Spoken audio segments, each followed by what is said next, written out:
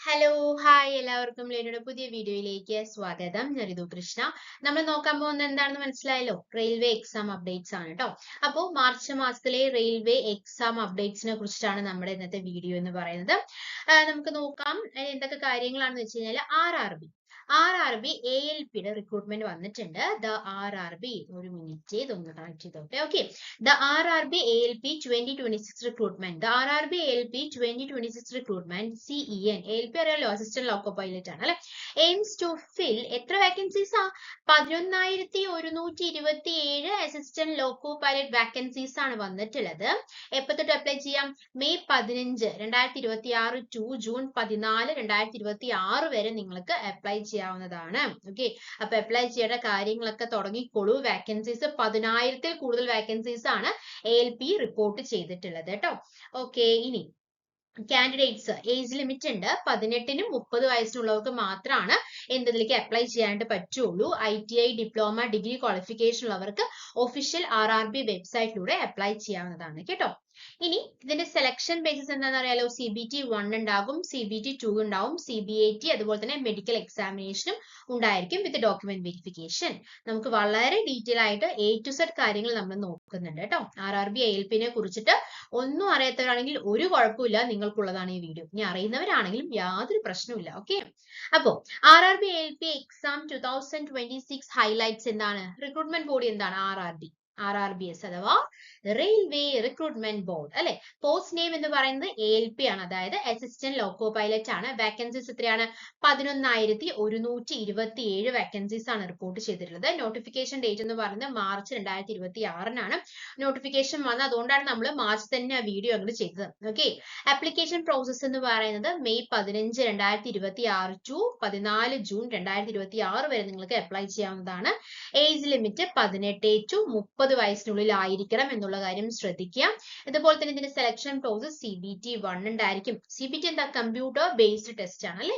അത് 1 ഉണ്ടായിരിക്കും, 2 ഉണ്ടായിരിക്കും, അതുപോലെ തന്നെ കമ്പ്യൂട്ടർ ബേസ്ഡ് CBAT ഉണ്ടായിരിക്കും, അതുപോലെ തന്നെ ഡോക്യുമെന്റ് വെരിഫിക്കേഷനും ഉണ്ടായിരിക്കുന്നതാണ്. ഓക്കെ, ഇനി നമുക്ക് നോക്കാം, ഓരോന്നായിട്ട് നോക്കാം. പിന്നെ എഡ്യൂക്കേഷൻ ക്വാളിഫിക്കേഷൻ എന്ന് പറയുന്നത് എന്താണ്? 10th pass plus ITI from NCVT, SCVT in trades like fitter, electrician, instrument mechanic.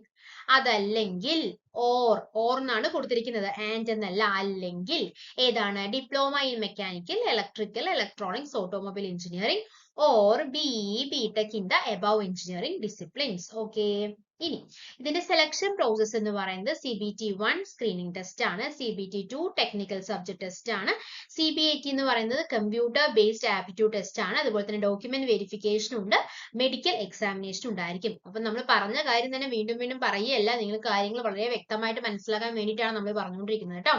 Okay, ഇനി എന്തൊക്കെയാണ് എക്സാമിന്റെ പ്രൊസീജിയേഴ്സ് എന്തൊക്കെയാണെന്നുള്ളൊരു കൺഫ്യൂഷൻ വരേണ്ട കാര്യമില്ല. ഇനി നമ്മൾ പറഞ്ഞ പോലെ തന്നെ അതിന്റെ സെലക്ഷൻ സ്റ്റേജസ് പറഞ്ഞാൽ ഫസ്റ്റ് വൺ സ്ക്രീനിങ് ആണ്, സെക്കൻഡ് മെയിൻ എക്സാം ആണ്, then third CBAT document verification, medical examination ആണെന്ന് പറഞ്ഞല്ലോ. ഇനി ഇതിന്റെ ഡ്യൂറേഷൻ എത്ര സമയമാണ്? സ്റ്റേജ് 1 എന്ന് പറയുന്നത് CBT 1 സ്ക്രീനിങ് ടെസ്റ്റ് ആണ്. ഡ്യൂറേഷൻ എന്ന് പറയുന്നത് 60 മിനിറ്റ് ആണ്, 1 മണിക്കൂർ അല്ലെ. 60 മിനിറ്റ് ആണ്. എത്ര ക്വസ്റ്റ്യൻസ് ഉണ്ടായിരിക്കും? 75 MCQs ആയിരിക്കും ഉണ്ടായിരിക്കുക. എത്ര മാർക്കാണ്? 75 മാർക്കിലാണ്. നെഗറ്റീവ് മാർക്ക് ഉണ്ടോ എന്ന് ചോദിച്ചു കഴിഞ്ഞാൽ ഉണ്ട് മക്കളെ, നെഗറ്റീവ് മാർക്ക് ഉണ്ട്. 1/3 ആണ് നെഗറ്റീവ് മാർക്ക് വന്നിട്ടുള്ളത് കേട്ടോ. ഇനി ഇതിന്റെ സബ്ജക്ട്സ് ഏതൊക്കെയാണ്? മാത്സ് ഉണ്ട്, ജനറൽ ഇന്റലിജൻസ് ആൻഡ് റീസണിംഗ് ഉണ്ട്, ജനറൽ സയൻസ് ഉണ്ട്, general awareness and current affairs ഉണ്ട്. ഓരോ മാർക്കിന്റെയും സ്പ്ലിറ്റ് അപ്പ് ആണ് നമ്മൾ കൊടുത്തിട്ടുള്ളത്, 20, 25, 20, 10. ഓക്കെ, ഇനി സ്റ്റേജ് 2 എന്ന് പറയുന്നത് CBT മെയിൻ എക്സാം ആണ്. ഇതിൽ എന്താണ്? 2 സ്റ്റേജ് ആണുള്ളത്. പാർട്ട് എയും ഉണ്ട്, പാർട്ട് ബിയും ഉണ്ട് കേട്ടോ. പാർട്ട് എയും ഉണ്ട്, പാർട്ട് ബിയും ഉണ്ട്. പാർട്ട് എയിലെ ഡ്യൂറേഷൻ 90 മിനിറ്റ് ആണ്, അതായത് 1.5 മണിക്കൂർ അല്ലെ. ക്വസ്റ്റ്യൻസ് എത്രയാണ്? 90 മിനിറ്റ്. Questions 100 minute. അതായത് ഒരു ക്വസ്റ്റ്യന് 1 മിനിറ്റ് പോലും ഇല്ല എന്നുള്ള സത്യം നിങ്ങൾ മനസ്സിലാക്കുക എന്നുള്ളതാണ് എനിക്ക് പറയാനുള്ളത്.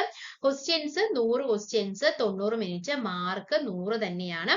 Subjects maths, reasoning, basic science and engineering ആണ് ഇതിൽ ഏതൊക്കെ സബ്ജക്റ്റുകൾ വന്നിട്ടുള്ളത് കേട്ടോ. ഈ പാർട്ട് ബിയിൽ ഡ്യൂറേഷൻ 60 മിനിറ്റ് ആണ്. ക്വസ്റ്റ്യൻസ് എത്രയാണ്? 75 ക്വസ്റ്റ്യൻസ് ആണ്, മാർക്കും 75 തന്നെയാണ്. സബ്ജക്ട് ഏതാണോ പഠിച്ചിരിക്കുന്നത് അതിന്റെ റിലവന്റ് ട്രേഡിൽ വന്നിട്ടായിരിക്കും ക്വസ്റ്റ്യൻസ് ഉണ്ടായിരിക്കുന്നത്. ഇമ്പോർട്ടന്റ് പോയിന്റ്സ് എന്താണെന്നൊരു കാര്യം മനസ്സിലാക്കുക.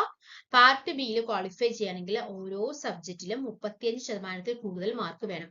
ഓരോ സബ്ജക്റ്റിന്റെ കേസാണ് പറയുന്നത്. പാർട്ട് എ എന്ന് പറയുന്നത് ജസ്റ്റ് ഫോർ മെറിറ്റിന് മാത്രമാണ്. ഫൈനൽ സെലക്ഷന് പാർട്ട് എന്റെ മാർക്ക് കണക്കാക്കുന്നതായിരിക്കില്ല. ഓക്കെ, നെഗറ്റീവ് മാർക്ക് രണ്ട് പാർട്ടിനും 1/3 ആണ്. 1/4 ആയിരുന്നു ആദ്യം, ഇപ്പൊ 1/3 എന്ന് പറയുന്നുണ്ട്. 1/3 ആണ്, രണ്ട് പാർട്ടിനും 1/3 ആണ് നെഗറ്റീവ് മാർക്ക് ഉള്ളത്. ഓക്കെ, ഇനി സ്റ്റേജ് 3 CBAT അഥവാ കമ്പ്യൂട്ടർ ബേസ്ഡ് ആപ്റ്റിറ്റ്യൂഡ് ടെസ്റ്റ് ആണ്.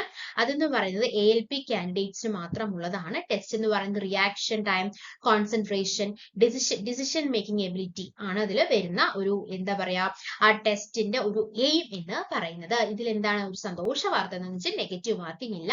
പക്ഷെ എന്താണ് കൂടുതൽ പ്രൊസീഡ് ചെയ്യണമെങ്കിൽ എന്തായാലും ഇത് ക്വാളിഫൈ ചെയ്തിരിക്കണം എന്നുള്ള കാര്യം ശ്രദ്ധിക്കുക കേട്ടോ. അപ്പോൾ ഈ ഫൈനൽ സെലക്ഷൻ എന്ന് പറയുന്നത് CBT A1 എന്ന് പറയുന്നത് ജസ്റ്റ് ഒരു എന്താണ് ഒരു ക്വാളിഫയിങ് ടെസ്റ്റ് മാത്രമാണ്. ഇത് CBT 2 പാർട്ട് എയിലെ മാർക്ക് എടുക്കുന്നു, CBAറ്റിലെ പെർഫോമൻസ് നോക്കുന്നു, അതിനുശേഷം ഡോക്യുമെന്റ് വെരിഫൈ ചെയ്യുന്നു, ദെൻ മെഡിക്കൽ ഫിറ്റ്നസ്. ഇനി എങ്ങനെയാണ് ഇതിൽ അപ്ലൈ ചെയ്യണമെന്ന് ചോദിച്ചു കഴിഞ്ഞാൽ എന്താണ് RRB റീജിയൻ വെബ്സൈറ്റിൽ, അതായത് rrbapply.gov.in എന്നുള്ള വെബ്സൈറ്റിൽ നോക്കുക. അതിനുശേഷം register and fill out the online application for CEN 012026. Then upload scan documents ഒക്കെ അപ്ലോഡ് ചെയ്യുക, ഫോട്ടോ ആൻഡ് signature upload ചെയ്യുക, pay the application fees and download the confirmation page. Okay, then പിന്നെന്താ പറയാനുള്ളത്? അപ്പൊ കൂടുതൽ ഡീറ്റെയിൽസ് ഒക്കെ കാര്യങ്ങൾ മനസ്സിലായല്ലോ. എത്ര വേക്കൻസീസ് ആണ്? 11,127 വേക്കൻസീസ് ആണ്. അപ്ലൈ ചെയ്യേണ്ട ഡേറ്റ് എന്ന് പറയുന്നത് 15 മെയ് 2026 ടു 14 ജൂൺ 2026 വരെയാണ്. ഒഫീഷ്യൽ വെബ്സൈറ്റ് എന്ന് പറയുന്നത് rrbapply.gov.in അല്ലെങ്കിൽ https://www.rrbapply.gov.in എന്നുള്ള വെബ്സൈറ്റിൽ നോക്കിക്കഴിഞ്ഞാൽ ഡീറ്റെയിൽസ് കിട്ടുന്നതാണ്. ഏജ് ലിമിറ്റ് ഉണ്ട്. റിസർവ്ഡ് കാറ്റഗറീസിന് ഏജ് റിലാക്സേഷനും പ്രൊവൈഡ് ചെയ്യുന്നതാണ്. ഏജ് ലിമിറ്റ് എന്ന് പറയുന്നത് 18 to 30 വയസ്സ് വരെയുള്ളവർക്കാണ് ഏജ് ലിമിറ്റ് എന്ന് പറയുന്നത്.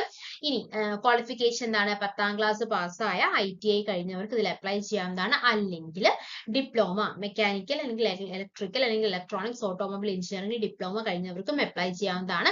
അല്ലെങ്കിൽ BE BTechന്റെ അബവ് എഞ്ചിനീയറിംഗ് ഡിസിപ്ലിൻ ഉള്ളവർക്കും അപ്ലൈ ചെയ്യാവുന്നതാണ്. 11,127 പോസ്റ്റ് ആണ്. അപ്ലൈ ചെയ്യേണ്ട ഡേറ്റ് എന്ന് പറഞ്ഞ് 15 മെയ് തൊട്ട് സ്റ്റാർട്ട് ചെയ്യും കേട്ടോ. അപ്പോൾ വേഗം തന്നെ ആ ഡേറ്റ് വന്നാൽ തന്നെ വേഗം പോയി അപ്ലൈ ചെയ്യുക. അത്രയും വേക്കൻസീസ് ആണ് റിപ്പോർട്ട് ചെയ്തിട്ടുള്ളത്. അസിസ്റ്റന്റ് ലോക്കോ പൈലറ്റ് ആണ്. ഓക്കെ, അപ്പൊ ഇതുപോലത്തെ വീഡിയോസ് ആണോ നിങ്ങൾക്ക് ആവശ്യം എങ്കിൽ എന്താണ് മക്കളെ ചെയ്യേണ്ടത്? നമ്മുടെ ചാനൽ സബ്സ്ക്രൈബ് ചെയ്യുക, സപ്പോർട്ട് ചെയ്യുക. Thanks for your time. Bye. Okay.